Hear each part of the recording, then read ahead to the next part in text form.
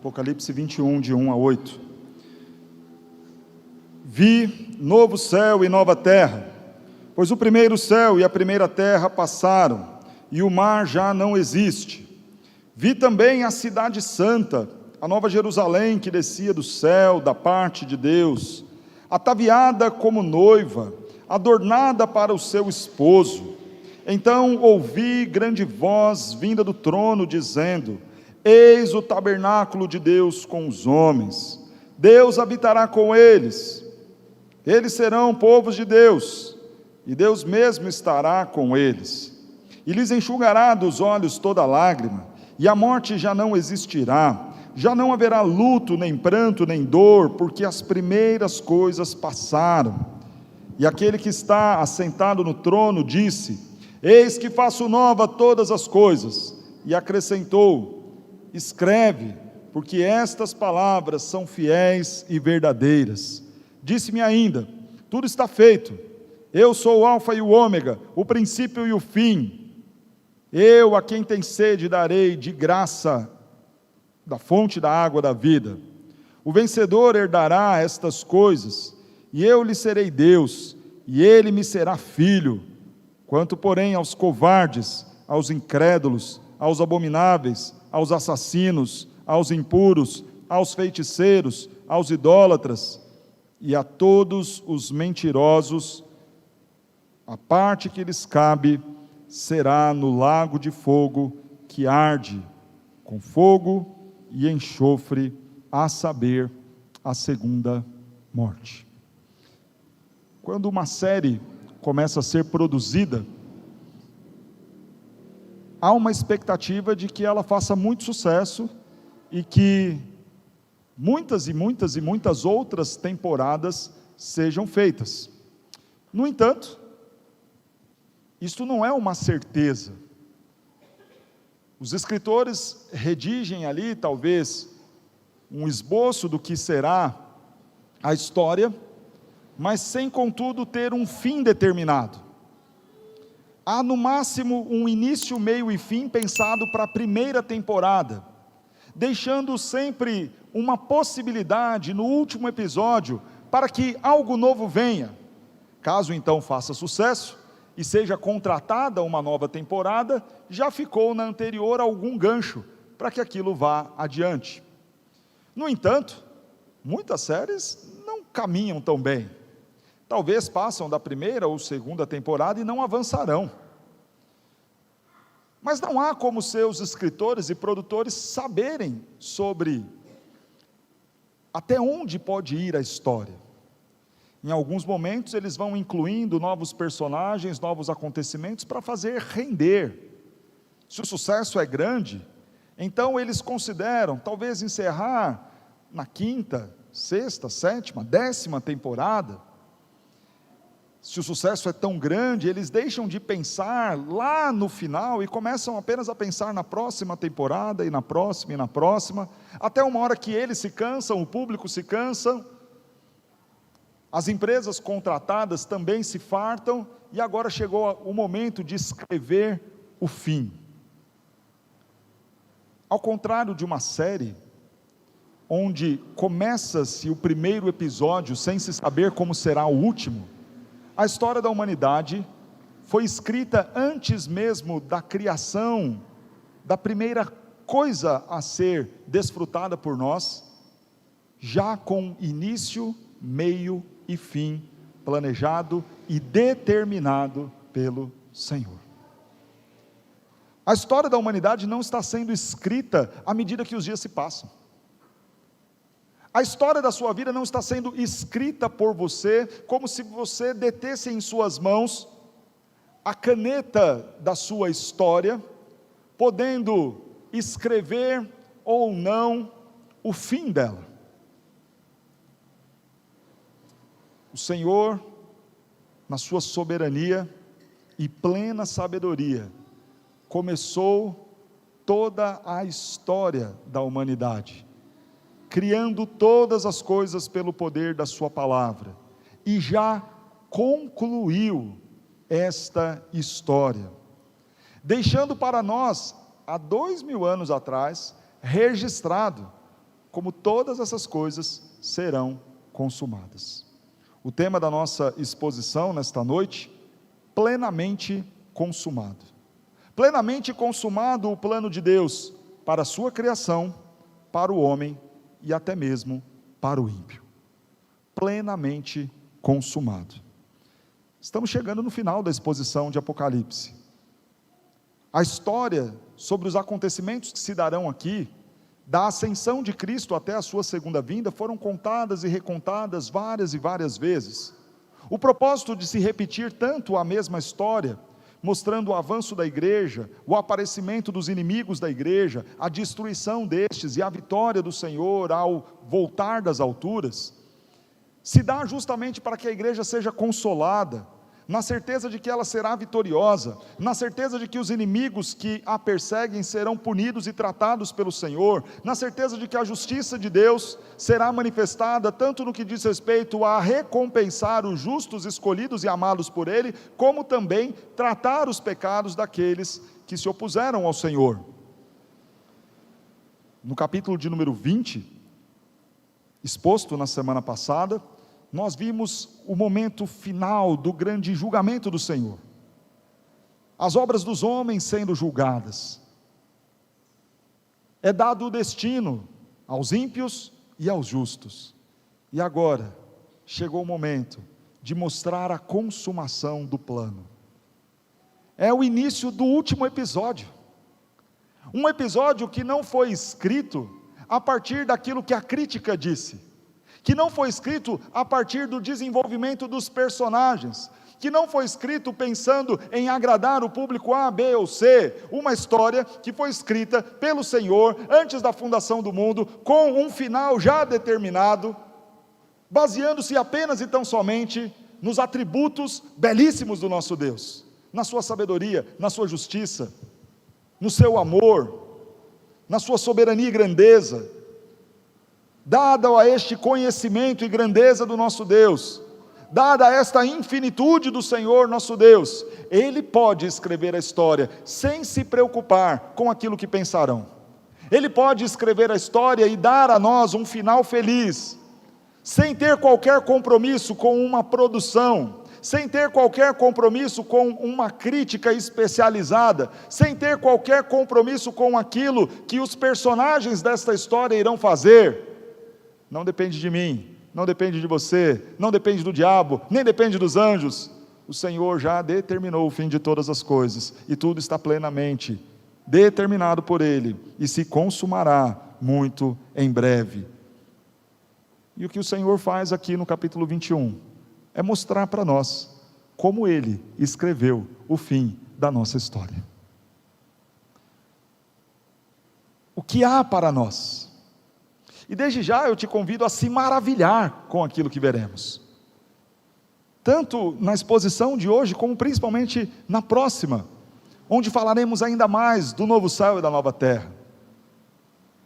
Te convido também a ter em seu coração ânimo e alegria. O seu futuro não é incerto, lembre-se disso, o seu futuro não é incerto, e a certeza de que ele se cumprirá está revelada aqui na palavra do nosso Deus. Vejamos primeiramente então, que tudo está plenamente consumado, determinado pelo Senhor, para a sua criação. Vi novo céu e nova terra, pois o primeiro céu e a primeira terra passaram, e o mar já não existe. Depois então de julgada todas as coisas, chegou a hora de inaugurar-se os tempos eternos. Agora será o momento em que nós receberemos a morada celestial. Chegou o momento de conhecermos o lugar onde nós viveremos para todo sempre. O texto vai nos apresentar isto. Aquilo que em muitos momentos foi anunciado, ou dito, ou comentado, ainda que às escuras em vários lugares da Escritura, será plenamente declarado para nós como será, onde será, e a beleza de todo o plano do Senhor para isso. Aonde será este lugar? Aqui mesmo. Esta terra, criada por Deus perfeita, será restaurada pelo Senhor. Deixe-me provar isso para você biblicamente. Primeiramente, a expressão novo céu e nova terra está no texto original com a palavra kainos. Duas palavras são usadas para qualificar algo novo na língua grega: a palavra neos e a palavra kainos. A palavra neos tem a ver com algo original, feito do zero, nunca antes visto.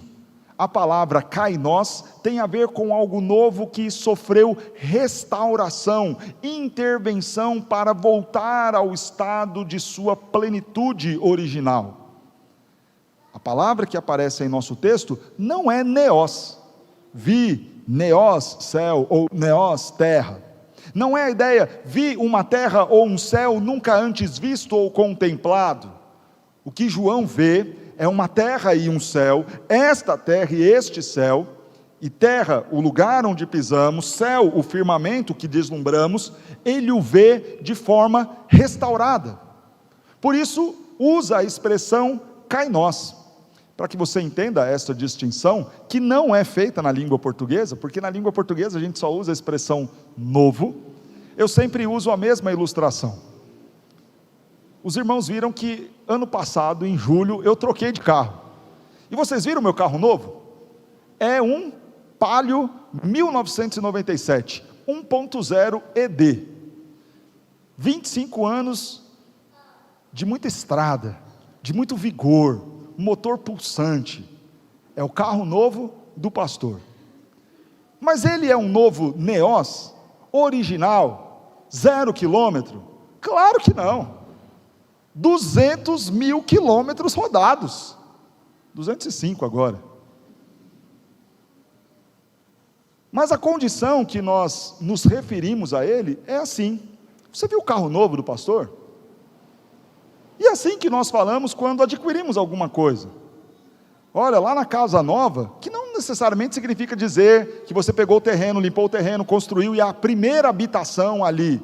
Não, de repente é uma casa que já foi usada, construída há mais de 20 anos, que você comprou e agora vai desfrutar dela. E você fala, eu vou para a casa nova. Porque a ideia de novo na língua portuguesa é aplicada tanto para aquilo que é original, do zero, como também para algo que ganha um novo tom e novas cores. Quando você fala então de um carro 0 quilômetro, seria a palavra neos. Se você fala de um carro em nova condição, de dono, de posse, como é o Palio 1997, você usa a palavra kainos. E alguns dirão, maldosamente, cai nos pedaços. O que é inadmissível, dado a fidelidade do estado do carrinho 1997. Mas a palavra grega que seria usada para dizer o carro novo do pastor, seria kainos. E em nome de Jesus, quando o pastor tirar um carro 0 quilômetro, qual será a palavra grega atribuída a ele? Neos. Quando nós olhamos o texto, a palavra que nos foi traduzida como novo céu e nova terra, não é a palavra neos, é a palavra kainos. Mas há uma outra razão bíblica também para nós considerarmos esta ideia de que viveremos nesta terra restaurada, de que o propósito de consumação para a criação não é extinguir este planeta, não é destruir e aniquilar este planeta, mas restaurá-lo. Quando nós lemos o texto de Romanos, capítulo de número 8, diz-nos o texto que também a criação aguarda com grande expectativa o dia da sua redenção. Também a criação aguarda a sua redenção. Não só nós aguardamos o dia em que seremos ressurretos, o dia em que o corpo mortal será revestido de imortalidade. A própria criação aguarda o dia em que ela será redimida pelo Senhor, restaurada pelo Senhor, recuperada pelo Senhor. Mas há ainda um terceiro motivo que nos faz crer que de fato viveremos aqui numa terra restaurada: a condição original. Depois de Deus criar todas as coisas em Gênesis 1:31, o que nos diz a Santa Palavra? E viu Deus que tudo era bom e muito bom. Bom e muito bom. Não era só, é bom. Ah, mas o bom mesmo vocês vão ver depois. Não, já era bom e muito bom. E exceto se nós considerarmos que Deus não tinha condições de fazer bom e muito bom lá atrás, ao ponto de ter que reconsiderar o seu conceito de bom e muito bom, e aprimorar as suas técnicas de criação, para fazer algo realmente melhor do que foi o anterior, exceto se nós considerarmos isso, teremos que acreditar que viveremos aqui na terra restaurada, de volta ao seu estado original, de bom e muito bom. Ainda, considerando a criação, se nós pensarmos que o Senhor vai aniquilar este planeta, explodi-lo, deixar de existir, para então fazer um novo neós do zero, nós teríamos que reconhecer que Satanás venceu, que Satanás conseguiu frustrar a criação boa e muito boa feita por Deus, de forma tão irremediável, tão irreparável, que não seja possível o Senhor operar a redenção nela. Fato é, que a morte e ressurreição de Cristo, garante não apenas para nós, mas também para toda a criação, a expectativa e possibilidade de redenção. Irmãos, nós já nascemos num mundo afetado pelo pecado, e talvez o mais próximo que nós podemos conceber do que será, é quando nós visitamos um lugar pouco tocado pela mão humana. Ainda que este lugar pouco tocado pela mão humana, esteja afetado pelo pecado, ainda assim, é chamado até mesmo por nós de paraíso. Então você vai numa praia, com acesso restrito, onde não pode comércio, não pode asfalto, onde pessoas selecionadas podem entrar nela, e você verá lá, um pouco, dos rastros deixados pelo Senhor, numa criação, feita por Ele, boa e muito boa. Mas muito embora, ainda possamos contemplar lugares fantásticos e belíssimos, estes ainda sofrem com o pecado, não são perfeitos, também estes serão restaurados, o que nos faz considerar quão belos será lugares que hoje já são extraordinariamente lindos. Irmãos, considere os rios, as matas, sem os trágicos efeitos do pecado. Considere a possibilidade de beber a melhor água, sem que tenha nela qualquer percentual de contaminação. Considere comer os melhores frutos, sem que estes tenham qualquer mínima possibilidade de praga, em que os seus sabores são perfeitos, a medida certa da doçura, da acidez, a textura perfeita. Se nós pensarmos no quão bom podem ser as coisas restauradas pelo Senhor, as que nós já temos, veremos que o lugar onde nós viveremos será extraordinário. É bom nós sabermos que no plano do Senhor, no fechamento de toda a história, um projeto para a criação. Esta será redimida. O primeiro céu e a primeira terra, esses que foram afetados pela queda, passaram. Passar não é deixaram de existir. Passar significa que esta condição caída, afetada pelo mal, já não mais existirá. E aí vem uma afirmação muito curiosa: e o mar já não existe. Para aqueles assim como eu, que não gostam de praia, não teriam a menor dificuldade de interpretar isso no sentido literal. O mar já não existe, tranquilo.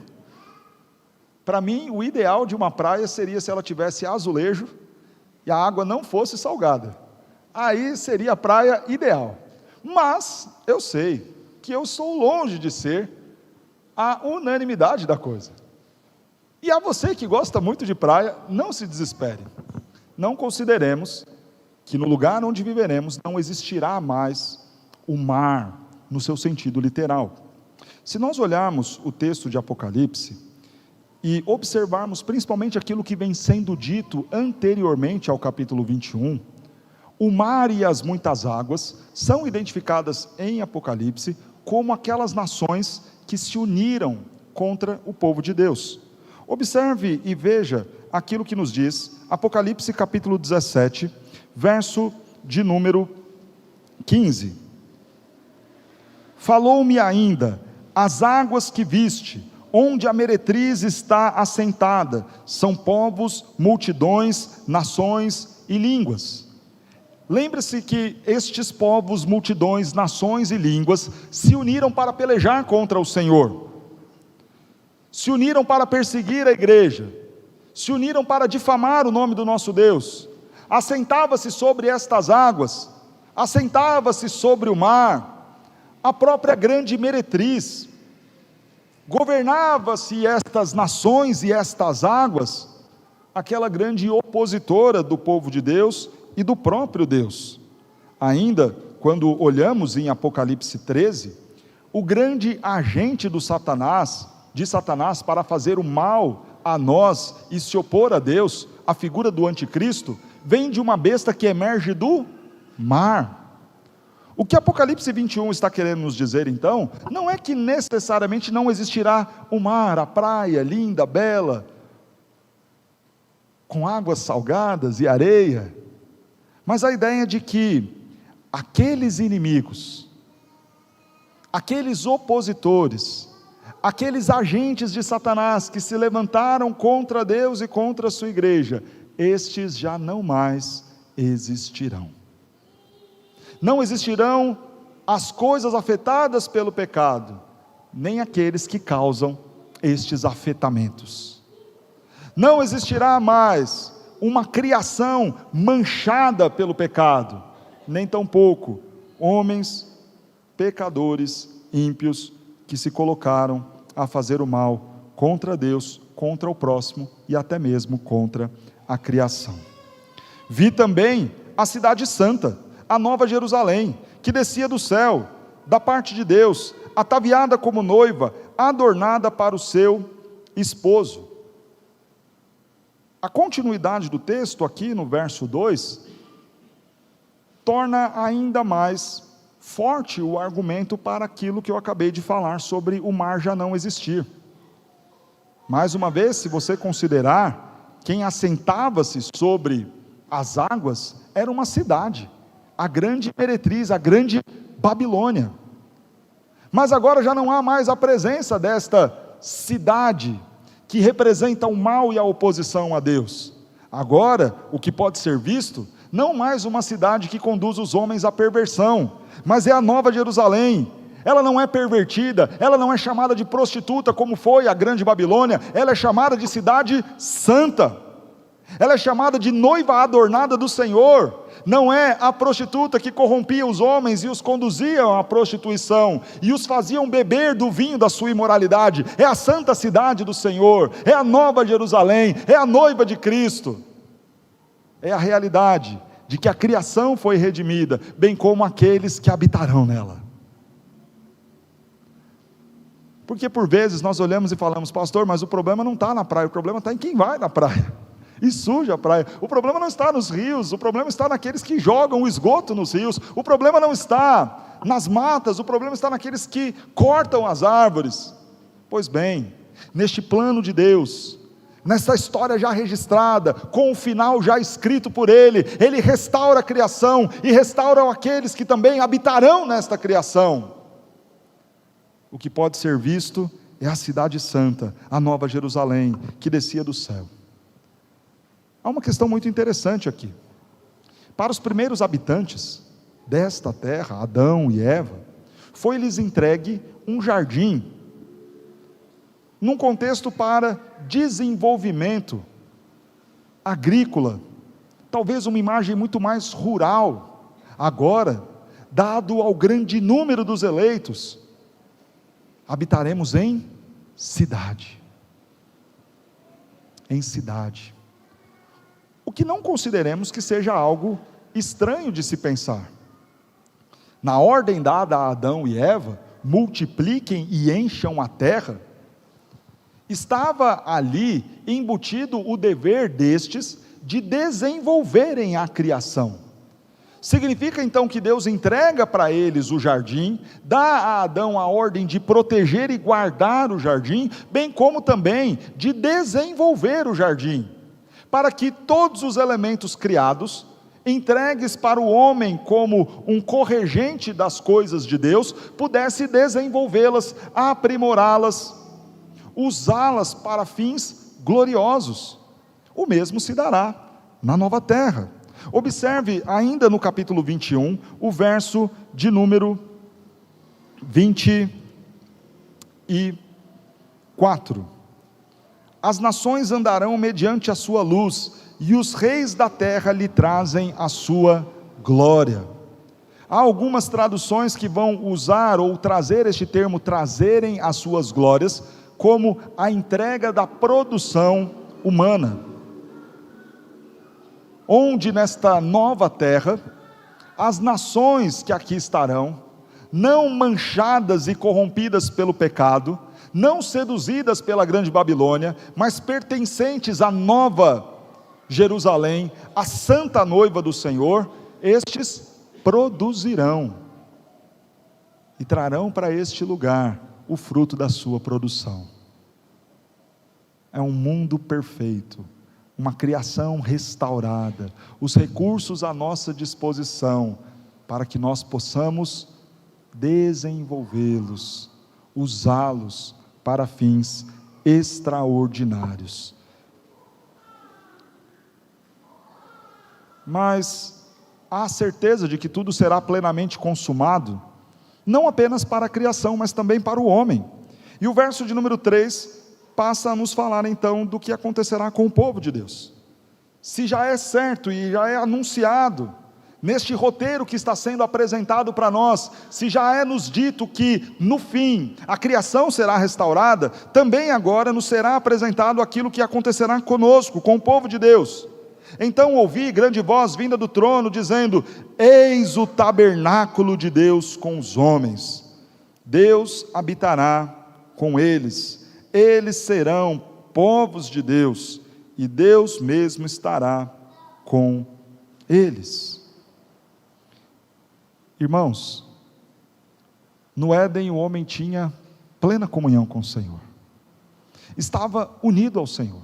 Na viração do dia o Senhor passava, havia comunhão, havia unidade, Pai, Filho, Espírito, e o homem criado pelo Senhor, a imagem do Criador. Quando o homem é expulso do jardim, este ato do Senhor o expulsar, é mostrar que um grande abismo agora separa o homem do seu Criador. Há um significado muito grande. Ora, tirou do jardim, mas o restante da terra ainda estava lindo, preservado, belo, era a terra criada, ainda haviam muitos lugares lindos, maravilhosos, rios preservados, florestas ainda intocadas. Por que tirá-los do jardim? Que diferença fazia estar dentro ou fora do jardim? O tirar do jardim é mostrar que agora há uma separação do Deus Criador, bondoso, amoroso, gracioso, que fez todas as coisas para o deleite do homem, e bom relacionamento com o homem. Há uma distância, há um abismo causado e gerado pelo pecado. A morte espiritual é tida justamente neste afastamento nosso da graça e da bondade de Deus. O pecado nos põe em um distanciamento do Senhor, onde nós já não conseguimos desfrutar e experimentar da sua graça, do seu consolo, da sua misericórdia, da sua instrução, da sua bondade. Estamos alheios às coisas de Deus. Aquilo dito em Efésios é perfeito. Andamos agora então segundo o curso deste mundo, segundo o príncipe da potestade do ar, segundo as inclinações da nossa própria carne. Não somos mais orientados pelo Senhor, não somos mais consolados pelo Senhor, não somos mais abraçados pelo Senhor. Há um grande abismo posto entre o homem e o seu Criador. Mas no fim, depois de todas as coisas, Deus vai restaurar a nossa comunhão com Ele. E uma expressão gloriosa aparece aqui: eis o tabernáculo de Deus. Se nós olharmos para o Antigo Testamento, o tabernáculo foi usado no deserto para ser a representação, e não apenas uma representação simbólica, mas a ideia literal da presença do próprio Deus no meio do acampamento onde o povo estava. O templo e o tabernáculo no Antigo Testamento mostravam que o Senhor tinha relação com o seu povo, proximidade com o seu povo, se fazia presente no meio do seu povo. Com a vinda de Cristo, nós agora somos esta habitação de Deus, somos este templo do Senhor. Mas quando o texto usa essa expressão, eis o tabernáculo de Deus com os homens, quer nos mostrar então que o Senhor voltará a ter plena comunhão conosco, a tabernacular conosco, a habitar conosco. Mais uma vez teremos a orientação do Senhor, mais uma vez teremos os cuidados do Senhor, teremos o Senhor enxugando dos nossos olhos toda lágrima. Mais uma vez, na viração do dia, teremos o nosso Deus ao nosso lado, e a comunhão que tínhamos no Éden, esta mesma voltará. Se você não tem prazer na oração e na leitura da Bíblia, você não vai entender que isso é bom. Quem não gosta de ler a Bíblia e não gosta de orar, não consegue ter a dimensão do quanto esta ideia de ter proximidade com Deus é algo completamente diferente. Mas para você, que tem prazer em meditar na lei do Senhor, que tem prazer em estar na casa do Senhor, que sente alegria e satisfação, que este momento não é enfadonho, que uma reunião de oração não lhe é pesado, para você que já gosta de experimentar desta comunhão com Deus, imagine tê-la sem o pecado que te afasta dele. É algo glorioso, irmãos, é algo glorioso. Abra sua Bíblia em Sofonias, capítulo de número 3.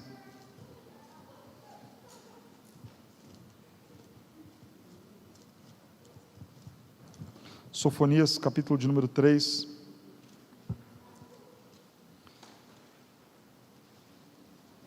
Nos diz assim a partir do verso 14. Sofonias 3, verso 14 em diante. Canta, ó filha de Sião, rejubila, ó Israel, regozija-te, e de todo o coração exulta, ó filha de Jerusalém. O Senhor afastou as sentenças que eram contra ti, e lançou fora o teu inimigo, o rei de Israel. O Senhor está no meio de ti, tu já não verás mal algum. Naquele dia se dirá em Jerusalém: não temas, ó Sião, não se afrouxem os teus braços, o Senhor teu Deus está no meio de ti, Ele é poderoso para salvar-te, Ele se deleitará em ti com alegria, renovar-te-á no seu amor, regozijar-se-á em ti com júbilo. Aleluia. Naquele dia, no fim de toda a história, no início da eternidade, no momento em que vermos o céu se abrindo, a terra restaurada, novo céu e nova terra descendo, a santa cidade vindo em nossa direção, saberemos que estaremos com Cristo para todo sempre. Ele estará em nosso meio, Ele nos protegerá, Ele nos defenderá, Ele nos consolará, Ele cuidará de nós. Irmãos, Ele terá grande alegria e prazer em mim e em você. Deus habitará com eles, eles serão povos de Deus, e Deus mesmo estará com eles.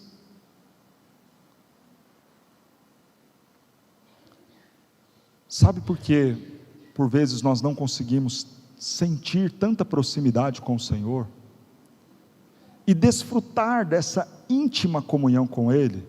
Por causa do pecado. Olhe novamente o que Sofonias nos diz: Ele se deleitará em nós. Irmãos, isto para mim é muito belo, porque quando eu considero que na maior parte do tempo eu trago tristeza ao coração de Deus, saber que um dia Ele vai ter alegria em mim, prazer em mim, satisfação em você, em cada um de nós. Louvado seja Deus. Significa que nós não entristeceremos mais o Senhor. Deus é aquele Pai bondoso que todos os dias a gente chateia Ele.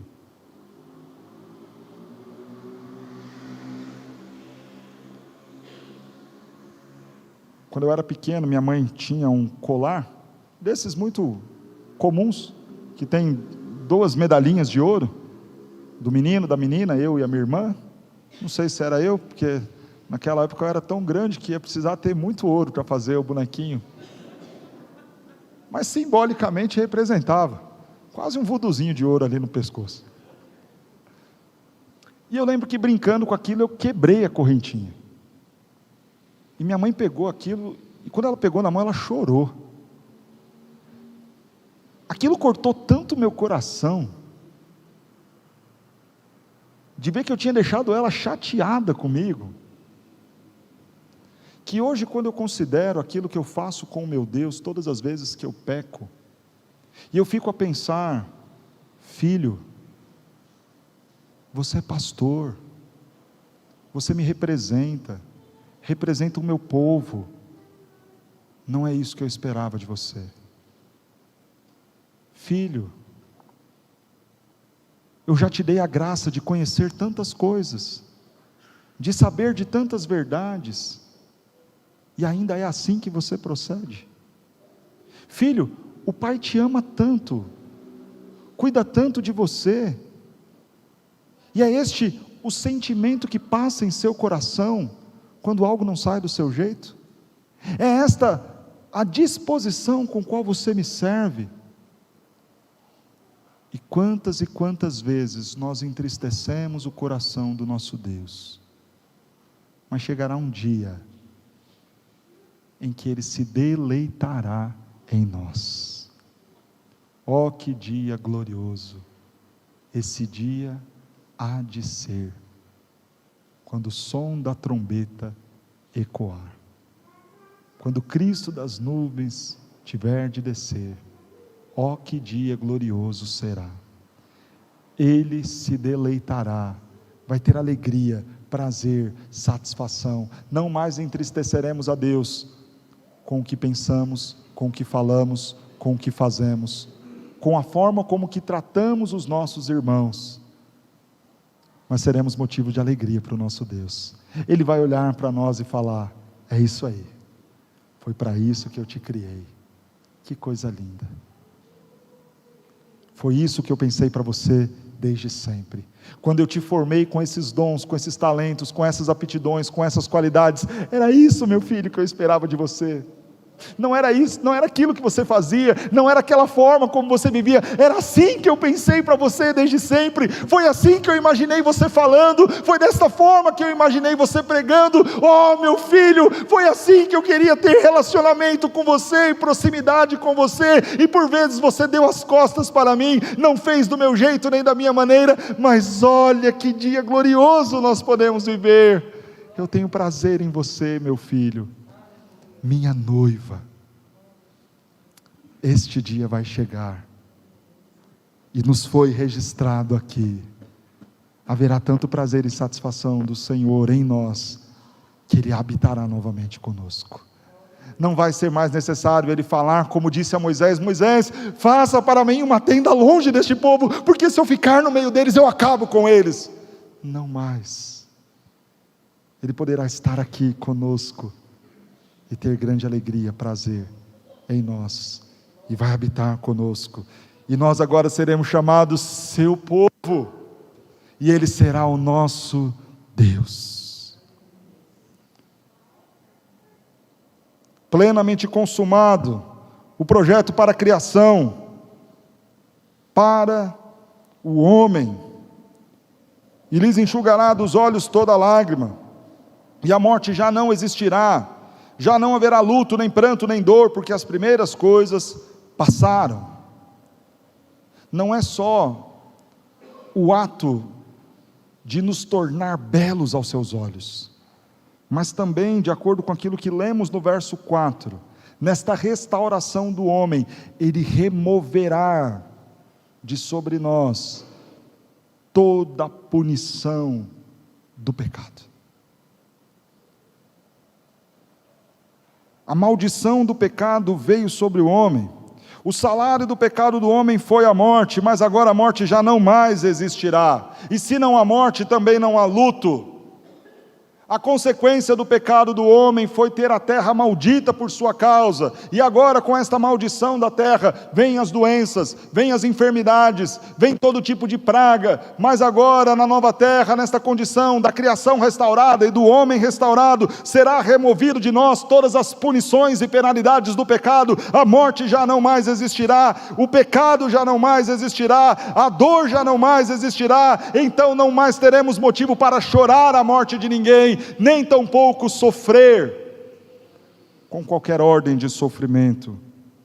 Não existirá mais a punição que veio sobre o homem por conta dos seus erros. Todas as penalidades que eram contra nós foram removidas.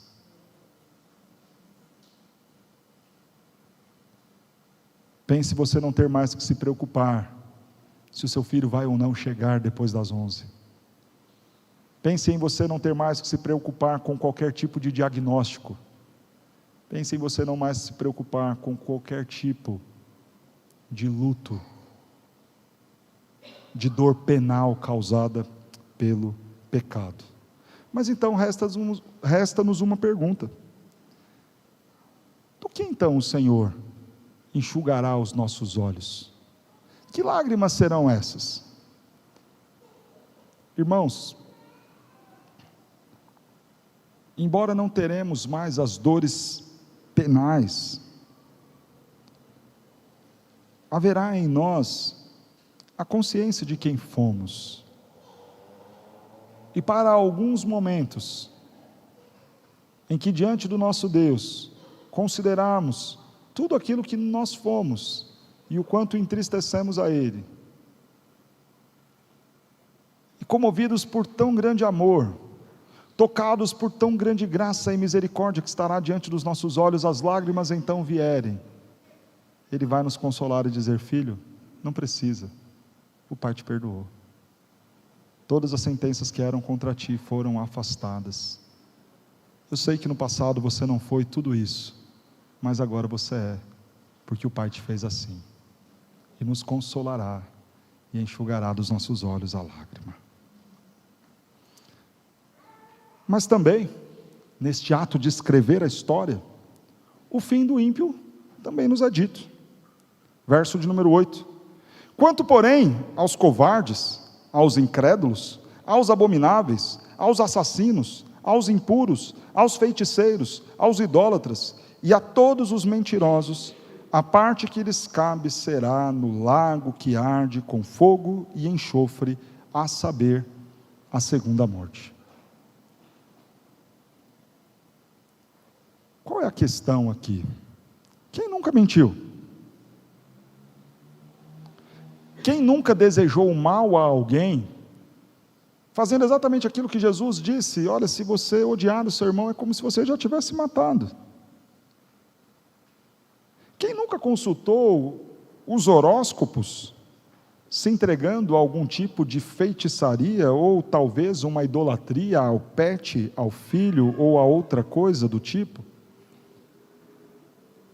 Seremos todos nós lançados no lago que arde com fogo? É muito importante fazermos uma distinção entre mentir e ser mentiroso, entre ter algum momento de devoção direcionada a outro Deus que não o nosso e ser um idólatra.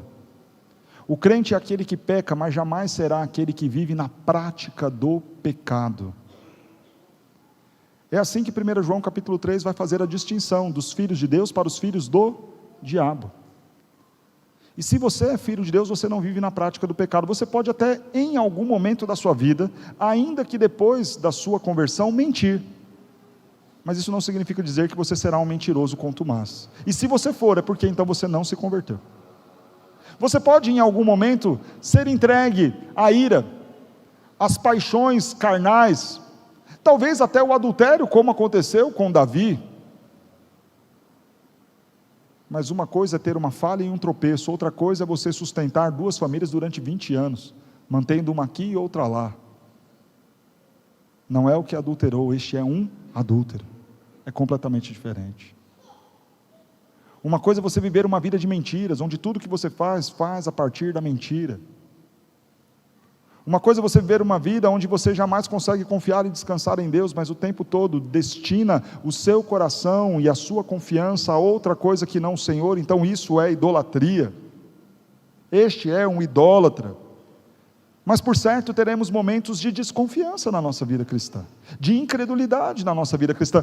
Por vezes nós andaremos sobre as águas e olharemos para baixo e afundaremos. Mas se você permanece na prática do pecado, diz a Escritura, você não é filho de Deus, é filho do diabo. Se não há em seu coração aversão ao pecado, tristeza pelo pecado, repulsa pelo pecado, desejo sincero para romper com aquele erro, então você não é filho de Deus. Significa que o crente em algum momento vai errar, mas acompanhado deste erro deve vir a vergonha, a tristeza, e o desejo sincero de mudança, e uma disposição real para se livrar daquele erro. Se isso não é uma verdade para você, repense se de fato você é um cristão. Porque se o pecado para você é algo normal, é algo comum, e você ainda o justifica usando, você sabe, né, pastor, a carne é fraca, é assim mesmo, ninguém é perfeito. Se é esta forma, sem vergonha, que você lidar com o pecado, então você não é filho de Deus, você é filho do diabo. Se o pecado para você é uma coisa, pastor, fazer o quê, né? A gente erra. Se é assim que você vê o seu pecado, como uma coisa do tipo, faz parte, então você não é filho de Deus. Se alguém ao chamar a sua atenção, você tem dificuldade de parar e considerar que aquilo pode ser tão sério, tão grave, ao ponto de fato aquela pessoa ter razão e você estar entristecendo a Deus e pecando, então você não é filho de Deus, você é filho do diabo. Porque o diabo vive pecando desde o princípio. Porque para os filhos do diabo pecar é normal. Porque para os filhos do diabo viver uma vida de constante prática pecaminosa é algo do qual dá para ser e continuar e fazer e pouco importa. Mas para os filhos de Deus não. A estes que têm o pecado como algo comum, como algo possível, como algo que não precisa ser encarado com tanta seriedade, a estes a parte que lhes cabe será no lago que arde com fogo e enxofre, a saber, a segunda morte. A morte eterna, a separação eterna. Significa, irmãos, que nesse lugar para onde eles vão, não há qualquer tipo de graça ou bondade de Deus sendo manifestada a eles. A estes hoje, quando estão a se retorcer de dor, há uma manifestação graciosa e bondosa de Deus, de alguém que vai e lhe aplica uma morfina e lhe traz alívio ao seu sofrimento. Há estes que em alguma medida hoje, ao sofrerem, são consolados. Lá, na condição eterna, há a plena ausência de qualquer manifestação bondosa de Deus. Daí aquilo que vemos com o rico e Lázaro. O rico está lá no inferno, a sua boca está colando, ele está sedento, ele está desesperado por água. Ele não pede um copo de água, ele não pede 1 litro de água, ele pede apenas que lhe seja permitido alguém molhar a ponta do dedo e tocar na sua língua. Tal é o sufoco, a situação desesperadora, que o mínimo umedecer dos lábios já lhe seria suficiente. Mas lá, nesta segunda morte, nesta total ausência da bondade e da graça de Deus, nem mesmo isso foi dado a ele. É sofrimento sem nada para atenuar, é dor sem nada para aplacar, é chamado então de segunda morte, a plena separação de Deus. Irmãos, nos foi revelado aqui o findar da história. O que acontecerá com a criação será restaurada. O que acontecerá com o homem? Este também será restaurado, revigorado. Voltará ao estado de pureza e santidade, sem mais ter a possibilidade de pecar, onde Deus terá alegria nele. E o que será o fim para o ímpio? O lago que arde com fogo. Pastor, mas quem nos dá a garantia de que isso vai ser assim? Quem é que garante que no meio da história, de repente Deus não vai mudar os planos? Que a considerar a crítica feita pelos ateus, ou talvez a crítica feita pela sociedade mimizenta que nós temos, talvez Deus não reconsidere tudo isso. Quem nos garante que de fato a história vai ser assim, deste jeito? A garantia está no verso 5 em diante. E aquele que está sentado no trono disse: eis que faço nova todas as coisas, e acrescentou: escreve, porque estas palavras são fiéis e verdadeiras. Quem está nos dando a garantia de que serão feitas novas as coisas da criação e do homem? Aquele que está no trono, e quem está no trono desde o capítulo 4 é o Cordeiro. Quem está no trono e pegou o livro e desatou os seus selos no capítulo 5 e 6 é o Cordeiro. Quem está no trono julgando todas as nações no capítulo 20 é o Cordeiro. E o Cordeiro de Deus, Cristo Jesus, Ele está dizendo: eis que faço nova todas as coisas da criação, faço nova todas as coisas para os homens comprados pelo meu sangue, faço novas todas as coisas por mim criadas e pensadas para este momento glorioso. E acrescentou: pode escrever, eu garanto. Olha que interessante essa coisa do escreve. É a garantia. Posso confiar mesmo na sua palavra? Não só na minha palavra, escreve aí, põe no papel, porque é a certeza. Sabe aquilo que às vezes você fala: olha, acordo de boca não vale, você tem que pôr no papel, se não pôr no papel nem adianta. Pois bem, Jesus fala: põe no papel, escreve estas coisas, escreve estas palavras, porque elas são fiéis e verdadeiras. Agora, sabe o que é curioso, irmãos? No capítulo 19, antes do Senhor julgar os inimigos, na visão gloriosa de quem Ele é, vindo para tratar com os inimigos, o verso 11 nos diz: o seu cavaleiro se chama fiel e verdadeiro, e julga e peleja com justiça. O mesmo que é fiel e verdadeiro para tratar com os inimigos, é fiel e verdadeiro para recompensar os seus, restaurar a criação e restaurar a condição do homem criado à sua imagem e semelhança. Quem? Jesus, fiel e verdadeiro. Disse ainda: tudo está feito. Curiosíssimo, está consumado, da mesma forma que Ele falou na cruz. Qual é a garantia? Olhem para o que eu já fiz.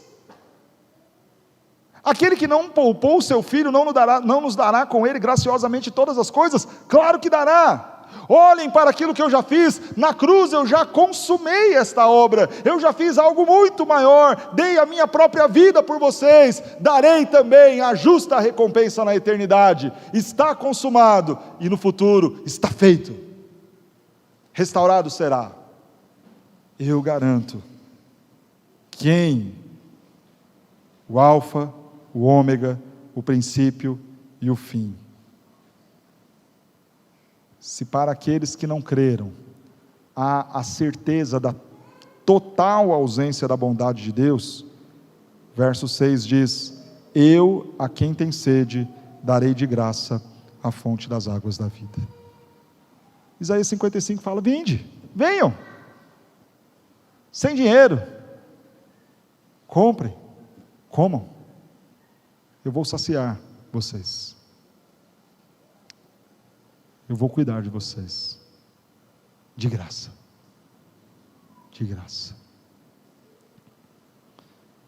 porque não há mérito nenhum em nós, para nos fazer conquistar essas coisas, é a graça de Jesus, que foi manifestada a nós. O vencedor herdará estas coisas, eu lhe serei Deus, e ele me será filho. Qual é a garantia? Cristo Jesus. E essas promessas ele já havia feito. Volta lá no capítulo 1 de Apocalipse. Perdão, capítulo 2 de Apocalipse. Verso 7 ele diz: ao vencedor dar-lhe-ei alimento da árvore da vida. Verso 11 do capítulo 2: ao vencedor de modo nenhum sofrerá o dano da segunda morte. Verso 17: ao vencedor dar-lhe-ei maná escondido, bem como lhe darei uma pedrinha branca, e sobre esta pedrinha escrito um nome novo, o qual ninguém conhece, exceto aquele que o recebe. Verso 26: ao vencedor que guardar até o fim as minhas obras, eu lhe darei autoridade sobre as nações, e com cetro de ferro as regerá e as conduzirá a pedaços, e as reduzirá a pedaços como se fossem objetos de barro. Capítulo 3, verso de número 5: ao vencedor será assim vestido com vestiduras brancas, e de modo nenhum apagarei o seu nome do livro da vida. Verso de número 12: ao vencedor faloei coluna no meu santuário, e daí jamais sairá, gravarei também sobre ele o meu nome. Verso de número 21 do capítulo 3: ao vencedor dar-lhe-ei sentar-se comigo no meu trono, ao vencedor darei todas estas coisas. Ele já havia anunciado isto, e repete a promessa. Este é o fim da minha história, da sua história, em nome de Jesus. Não é como uma série que começa sem saber o final, mas é um plano glorioso, onde já está tudo plenamente consumado: a criação, o homem e até mesmo o ímpio. Em que grupo você estará?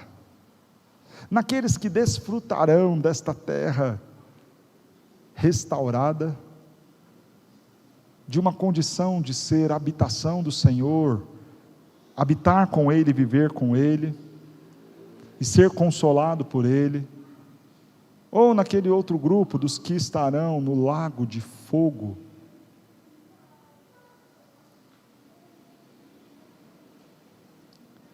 A oferta para esta salvação é gratuita. Quer beber desta água da vida? Jesus Cristo, o garantidor dessas promessas, é de graça.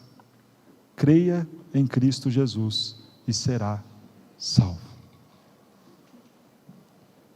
É de graça, não porque isso não lhe tenha custado nada, custou. É de graça para nós, porque Ele comprou com seu sangue aqueles que creem no seu nome. Creia em Cristo Jesus, para que de graça você receba a água da vida e a vida eterna. Se você já recebeu deste Cristo em sua vida, viva uma vida mais feliz, mais contente. Ô irmão, para de ficar lamentando, murmurando, reclamando, servindo com uma indisposição miserável, achando que faz alguma coisa muito relevante para Deus, quando na verdade Ele já fez tudo por nós. Viva uma vida mais excelente, viva uma vida mais contente, viva uma vida mais santa. Você sabe o final da sua história, para que ficar o tempo todo chorando? Pare de viver apenas os dias nesta terra, porque se nossa vida se limitar ao tempo presente, nós seremos os mais infelizes de todos os homens. A sua vida não termina num câncer, a sua vida não termina num caixão, a sua vida não terminará em um lar desestruturado. O final da história daqueles que creem em Cristo Jesus será de vida abundante, de graça, de bondade, de riquezas, de delícias. Então não lamente pelo que você vive hoje, mas sorria por aquilo que te espera no amanhã, porque o sofrimento do tempo presente não pode ser comparado com a glória que há de ser revelada na manifestação do nosso Cristo.